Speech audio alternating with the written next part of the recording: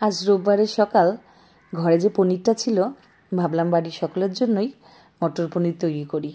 আর সঙ্গে বানিয়েছিলাম পরোটা। পনিরগুলোকে কেটে নিয়েছি, কেটে নিয়ে একটু তেলের মধ্যে সামান্য নুনে ছিটে দিয়ে হালকা করে ভেজিয়ে তুলে নিয়েছি। তবে পনিরটা ভেজে তুলে নিয়েই একটু উষ্ণ গরম জলের মধ্যে যদি খানিকক্ষণ ভিজিয়ে রাখা হয় একদম তুলতুলে হয়ে যায়। এবার অন্যদিকে পেঁয়াজ, রসুন, আদা, কাঁচা লঙ্কা আর কাজু সামান্য একটু তেল দিয়ে ভেজে নিয়েছি, তবে তার মধ্যে একটু টমেটোও দিয়েছিলাম। তারপর যখন একটু ঠান্ডা হয়েছে পেস্ট করে নিয়েছি। অন্যদিকে তেল গরম করে তার মধ্যে গোটা গরম মশলা আর যেটা ম্যান্ডেটরি ফোড়ন, যে তেজপাতা, শুকনো লঙ্কা, জিরে, সেই ফোড়নটা দিয়ে তারপর যে পেস্ট করেছিলাম সেটাকে দিয়ে দিয়েছি। অন্যদিকে যে মশলাগুলো হয় নুন, হলুদ, জিরের গুঁড়ো আর কাশ্মীরি লঙ্কা গুঁড়ো সব কিছু একটু ভিজিয়ে নিয়ে ওই মশলাটার উপর আবারও দিয়ে দিয়েছি।